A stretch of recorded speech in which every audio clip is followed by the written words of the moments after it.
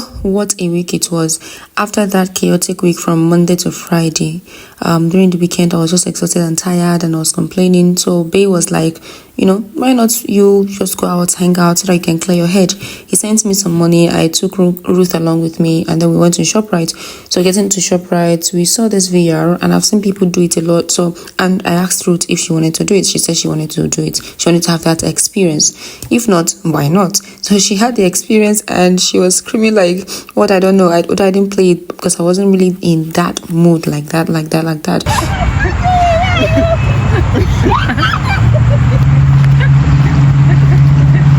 But when she was done playing her games, according to her, she said it's like a game. You see creatures and you fight them kind of thing. So when we were done, we took a couple of shots. The camera guys, they just took us pictures and we liked them and we're like, we paid for them. So afterwards, we went into ShopRite, hung out a little bit, had a pizza, had an ice cream. I think it's my first time having an ice cream. Yes. In Nigeria. I think it was second time having an ice cream in Nigeria, and it's been months I had ice cream last before I came back to Nigeria. So we just wanted to hang out. We bought a few essentials at Miniso.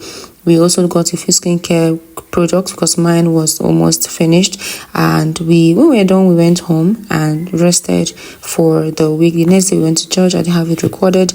Then the next Monday, life begins again. Okay, China had their 10 days holidays. This was in October. So when I was given an appointment to come back to come back and collect my document after authentication was on the 9th. Yes, of 9th of October, which I went there. It's 9th of October, and yes, you could see like the sun flew our heads.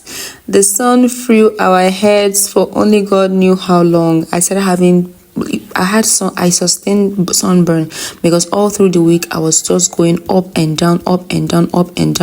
At this point, you could see a lot of people. This number of persons you're seeing here do not even amount to the number of people that used to crowd this place. So now they've called people who want to go in for collection of the document they have submitted. So we came on the line and I came with my document. I just wanted to collect my document.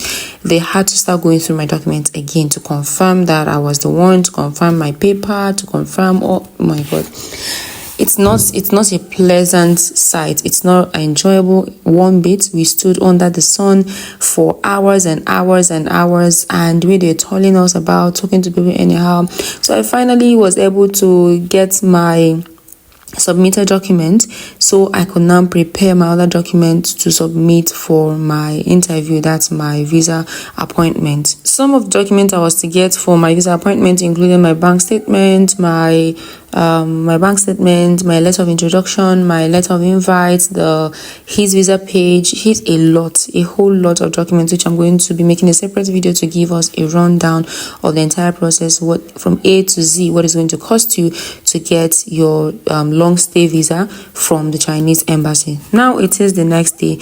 I went back to the embassy. I still went back and stood on the queue. You know that queue. Stood there for hours. Sun was frying me. At this point, if you see my skin, the skin where my clothes was covering was still having color, like my normal color, but just from my neck to my hands to my leg, everything changed drastically. So I got to the embassy, stood on the queue. After the long queue, went inside and I came to submit my document. I was hoping that something would work out today. I could just submit my document and then they give my visa the next 4 days from now.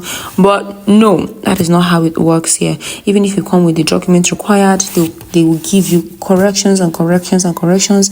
Mine was that they kept giving me corrections from the Wednesday till the Friday, that I had to still wait till the weekend. Some of the corrections included base visa page, base letter of invite. There's some things they asked me to edit, to change. Then the Chinese man at the gate, I don't know what kept doing that man. He kept giving me short stay, like my visa form. He, instead of writing S2 for me, he kept S1, which is long stay. He kept giving me S2, which is short stay. I'm not going there to do short stay. Even when I explained it to him, I was like, he still, I don't know if he doesn't understand English. So I had to go out of the embassy to go and get some of these other documents they asked for, to do the corrections they asked for. It was a lot.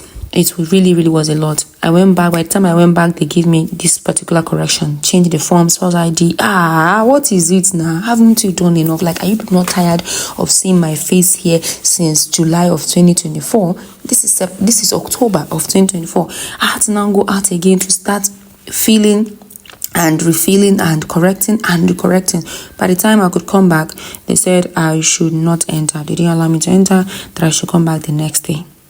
The next day, I was tired and exhausted. There's this mental trauma that has started building up in me that once I'm going there, my mind is telling me that they are going to send you back, like something you're going to do. They're going to ask you for a correction. They just have to be a correction because they don't get tired of giving corrections. Why don't you give me all these corrections at once? Why don't you just give me all the corrections at once? Let me just do them all at once. No. But when you come first, they'll give you that correction. You come and they'll give you another correction in another document. Ask you to bring something else. Ask you. And this is how you'll be going. And it's not as though you will just get there. They will allow you into the gate. No, you have to start queuing up again. Start dragging space. You start going through the same process over and over and over again. This entire thing is not... I would say it is best experienced than explained. That is just all I'm going to say. Best experienced than explained. You can see how the sun is shining. I went out again, did these corrections. They didn't let me back in. I had to go home and then come back the next day. It was quite frustrating. At the point, I started crying. I'm like, God, I don't understand. What is going on with me? Like, what's up with me? What is wrong with me? Why does it have to be me? Why does it have to be do you know that we'll be on the queue or we'll get to any point? They will attend to others. Mine will have an issue. At every point I have since my coming back to Nigeria, mine will have an issue. Whether it's at the Ministry of Interior, it's at the Foreign Affairs, it was at the embassy, mine will certainly have an issue.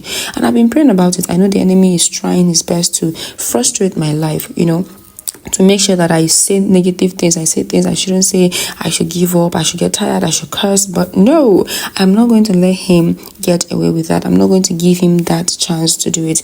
Because if there's anything I've learned in this 3 months yet that I've stayed in Nigeria, it's that it has not really been a funny one. Owing to the fact that I'm not going to work and I've been struggling with my health, before after a month plus, my health, I recovered, my health, and then I started going through all this visa, kiniko, basbos, whatever. At this point, I am not sure what I'm doing. I'm not sure how I'm feeling because I'm not feeling any atom of good. I'm not feeling good in any way. I am not feeling good at all. It's not a good sight to behold. It's not a good attitude. It's not a good thing.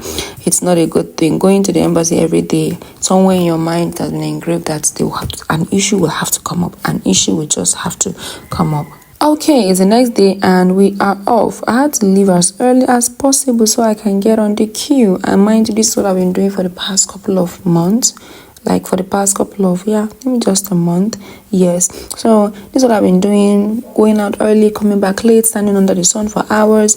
So we were on our way this morning, early morning, so I could beat the traffic and get there on time. And being able to submit. This morning it's a bubbly morning. Children are going to school, parents are taking their children to school, and everyone is just, will I say having fun? No, I just say suffering and smiling, because that is one thing Nigerians know how to do. They know how to suffer and they know how to smile. They'll be suffering at the same time smiling. And I keep wondering, honestly, I can't adapt. I can't cope. I cannot. It's not be possible for me to cope. And I'm thinking, how do the poor people do these things? How? I'm seriously curious.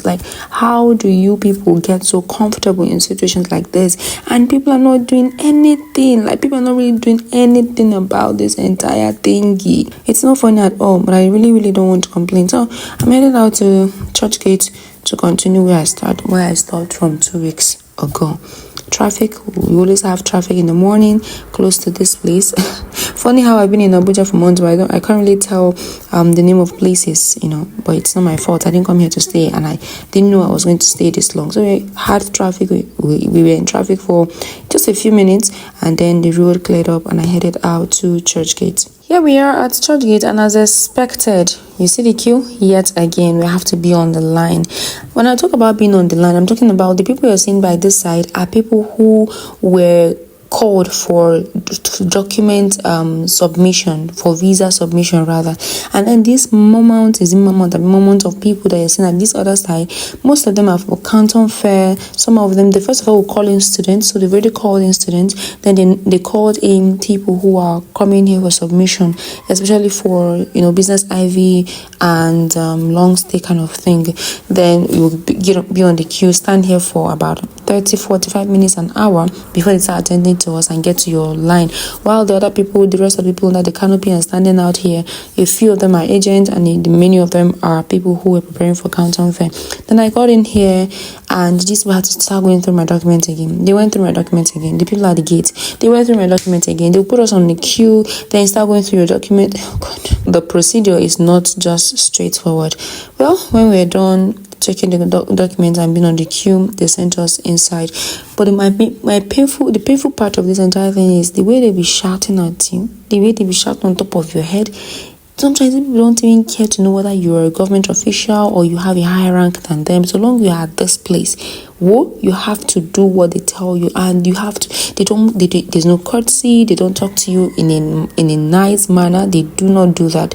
No, the way they be shouting on top of your head like somebody that I don't know. So finally got here, still stood another 1 hour again, waiting for them to fix me in a place. I finally was able to sit down, and then when I went for my capturing, they still went back to my document yet again, and they started giving me a whole new correction. What did I do to these people? It is easier for you to listen to this story and be like, it's not so long you're chasing something you have to be patient. It is easier said though. It is easier said. Okay, I was asked to go and photocopy this. I went there. I don't think this guy was supposed to collect money from me or from photocopy. I can't tell. I'm not sure. Let me not just conclude. Do you get? It made me remember the Visa on Arrival, this YouTube series show that Bovie and the rest, Charity, Flora, Frank, Okoro, that they used to do on YouTube. So it made me remember Moses, when Moses would be like, photocopy is 10,000 naira. Photocopy is free, but when you will be like, oh, you can show me love and all of that. So I didn't think this guy was supposed to collect money from me, but anyways, why I said I didn't think was because the way he was looking at, the way he collected the money, there's the way he did and collected the money. So that was why I was thinking, okay, I didn't think this guy was supposed to collect money from me, but anyhow, I was able to finally submit my document. My heart was racing. I didn't know how to feel. I didn't know if I should feel happy, if I should feel excited, because I didn't really know how to feel. Why I'm saying this is that there's a blessing you're expecting and you're hoping for, and when it comes late, you're thankful. Honestly, you're thankful, but you're not excited at all. So I headed out to the house and then I met this on my way. The problem of infection is a very bad disease that can make you never to take in. Even when you are making love with your husband, you will never enjoy having sex with your husband. Why? Because of that infection. If you take this pure powder, maybe the next 15 to 30 minutes, everything will be go down.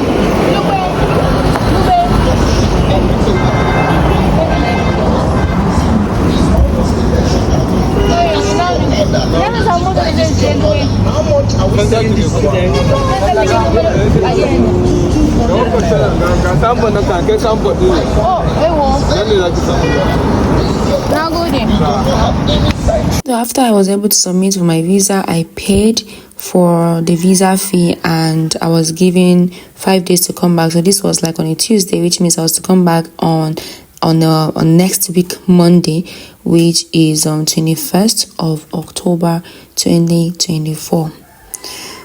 I can't wait to see what's up. So I think in the next vlog I'll be taking us through when I'm getting my visa and probably going home. Don't forget to subscribe.